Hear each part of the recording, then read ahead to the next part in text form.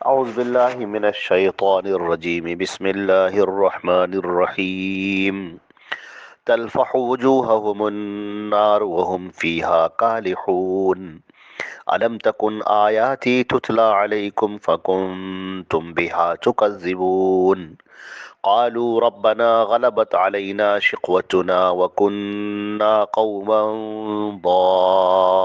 ضالين ربنا أخرجنا منها فإن عدنا فإنا ظالمون قال اخسئوا فيها ولا تكلمون. یہ سورہ مومنون کی آیت نمبر 104، 105، 106، 107 اور 108 تلاوت کی گئی ہے۔ چونکہ ان کا مضمون ایک ہی ہے اس لیے ان آیتوں کو ایک ساتھ پڑھ دیا گیا ہے۔ ترجمہ ان آیتوں کا یہ ہے کہ وہاں آگ، جہنم کی آگ ان کے چہروں کو جھلساتی رہے گی اور وہ وہاں بدشکل بنے ہوئے ہوں گے۔ کیا میری آیتیں تمہارے سامنے تلاوت نہیں کی جاتی تھیں؟ پھر بھی تم انہیں جھٹلاتے تھے۔ وہ کہیں گے کہ اے پروردگار، ہماری بدبختی ہم پر غالب آ گئی، واقعی ہم تھے ہی گمراہ۔ اے ہمارے پروردگار، ہمیں یہاں سے نجات دے دے، اگر اب بھی ہم ایسا ہی کریں تو بے شک ہم ظالم ہیں۔ اللہ فرمائے گا، پھٹکارے ہوئے یہی پڑے رہو اور مجھ سے کلام نہ کرو۔ حضرات گرامی، جیسا کہ یہ جو منظر چل رہا ہے سورہ مومنون کی ان آیات کا، کہ جب مجرمین وہاں پر پہنچیں گے اللہ کے سامنے اور ایک طرف جہنم بھڑک رہی ہوگی اور مجرم پکڑ پکڑ کر کھینچ کھینچ کر اس کے اندر ڈالے جا رہے ہوں گے، اور جب وہ آگ کے اندر ڈالے جائیں گے تو چہرے کی ان کے جھلس رہے ہوں گے اور انتہائی وہ بد شکل بن جائیں گے۔ آپ دیکھتے ہیں جیسے کہ آگ جب چہروں کو جلاتی ہے تو کھال ادھڑ جاتی ہے اور عجیب سے کی حیات اور عجیب سا چہرہ نظر آنے لگتا ہے، انتہائی بد شکل، انتہائی ڈراؤنا، بھیانک ویسا چہرہ نظر آنے لگتا ہے۔ ساری خوبصورتی اور سارا حسن سب جاتا رہے گا، کچھ باقی نہ رہے گا۔ جہنم کا یہ جو منظر ہوگا تو وہ چیخیں گے، چلائیں گے۔ اب ان سے فرشتے کہیں گے، اللہ رب العزت ان سے کلام کرے گا۔ بہت ممکن ہے کہ یہ کلام براہ راست اللہ تعالیٰ ان سے کرے اور پوچھے اور یہ کہے کہ الم تکن آیاتی تتلی علیکم، کیا میری آیتیں تم تک نہیں پہنچی تھی؟ کیا میرا پیغام تم تک نہیں پہنچا تھا کہ میری آیتیں تم تک پڑھ کر نہیں سنائی جاتی تھی؟ فَكُنْتُمْ بِهَا تُكَذِّبُونَ، اور تم ان کا انکار کرتے تھے، جھٹلاتے تھے۔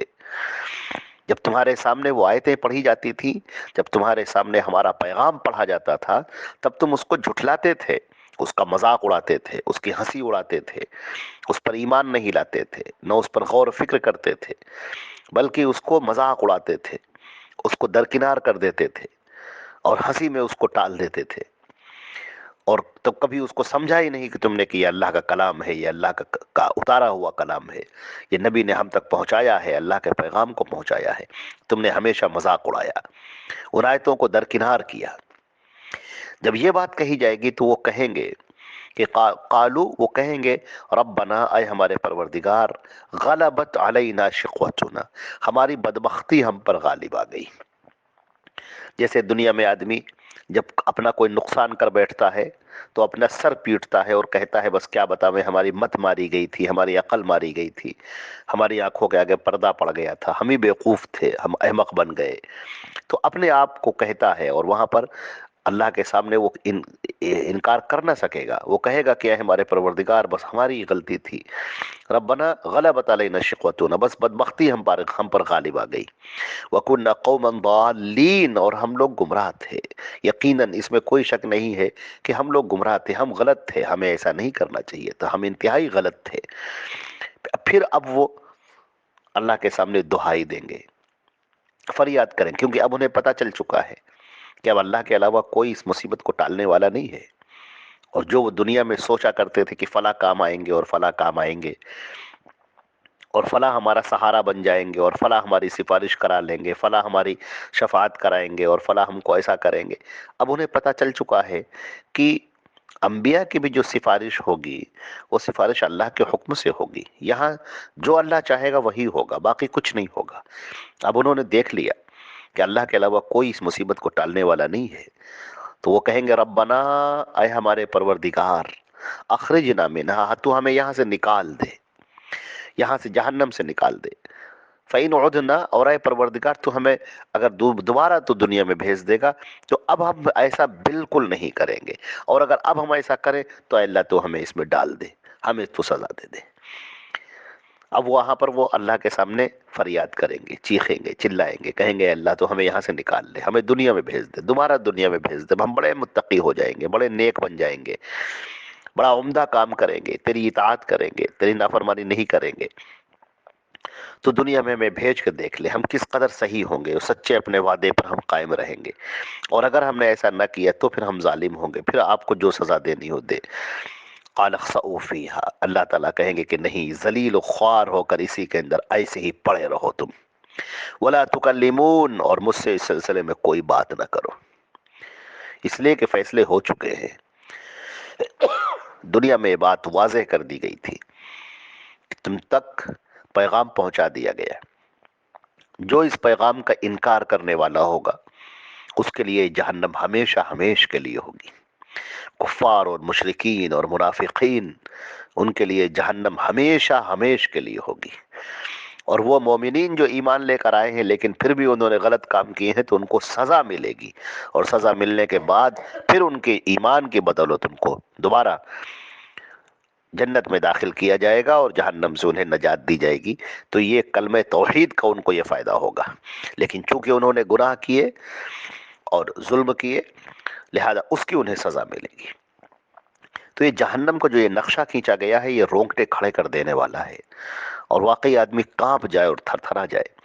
کل وہ دنیا میں جو کہے گا، انسان اگر تھوڑی دیر کے لیے یہ سوچ لے کہ ہم میدان محشر میں پہنچ گئے، ہم میدان محشر میں حاضر ہو گئے، اور ہم اپنی آنکھوں سے دیکھ رہے ہیں، جہنم کو دیکھ رہے ہیں، اور ہم دیکھ رہے ہیں کہ فرشتے کس طرح لوگوں کو پکڑ پکڑ کر کھینچ کھینچ کر جہنم کے اندر ڈال رہے ہیں، کس طرح سزائیں دے رہے ہیں، اور اس کے بعد ہم وہاں پر فریاد کر رہے ہیں، چیخ رہے ہیں، چلا رہے ہیں کہ اے ہمارے پروردگار، ہم نے دیکھ لیا، ہم نے سن لیا، ہم نے اپنی آنکھوں سے جنت دیکھ لی، جہنم دیکھ لی، اے ہمارے پروردگار تو ہمیں دنیا میں بھیج دے. اب ہم بڑے متقی ہو جائیں گے، بڑے نیک ہو جائیں گے. آدمی تھوڑی دیر کے لیے سوچے کہ اللہ نے اس کو بھیج دیا دنیا میں، کہا ٹھیک ہے جاؤ، دیکھیں اب تم کیا کرتے ہو. اب انسان تھوڑی دیر کے لیے سوچے کہ ہم دنیا میں جو اس وقت موجود ہیں، ہم کو یہ مہلت ملی ہوئی ہے کہ ہم اس میں اطاعت کرتے ہیں یا نافرمانی کرتے ہیں. ہم اس میں اللہ کی اطاعت کرتے ہیں، اللہ کی بات مانتے ہیں، حق کا راستہ چنتے ہیں، قرآن اور حدیث پر عمل کرتے ہیں، یا یہاں پر ہم اپنی مرضی سے ویسے ہی چل رہے ہیں جیسا کہ یہ نقشہ قرآن پاک میں کھینچا گیا ہے. اپنی مرضی سے چلنا، اپنے لحاظ سے چلنا، قرآن پاک کی آیتوں کا، حدیثوں کا مذاق اڑانا، نبی کا مذاق اڑانا، ہم اسی پر چل رہے ہیں. آخرت کی باتیں جب ہمارے سامنے کی جاتی ہیں تو بس ہمارے اوپر کوئی اثر نہیں ہوتا.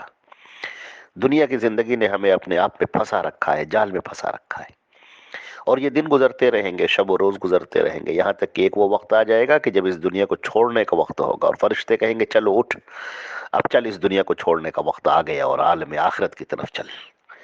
اور اس وقت ہم حسرت سے دیکھ رہے ہوں گے اپنے مکان کو، اپنے گھر کو، اپنے رشتہ داروں کو، دوستوں کو، جو کمایا ہے اس کو، بینک بیلنس کو، پراپرٹی کو، جائیداد کو، سب دیکھ رہے ہوں گے، گاڑیوں کو، عہدے منصب کو دیکھ رہے ہوں گے، اور یہ سب یک لخت چھوٹ رہا ہوگا، سب ایک لمحے کے لیے سب کچھ چھوٹ رہا ہوگا، اور ہم یہ سب چھوڑ کر آگے بڑھ رہے ہوں گے اس دنیا کی طرف جہاں پر ہمارے پاس صرف ہمارے اعمال کام آنے والے، جہاں پر دنیا کی کوئی چیز ہمارے ساتھ نہ جا سکے گی، صرف ہمارے اعمال ہمارے ساتھ جائیں گے.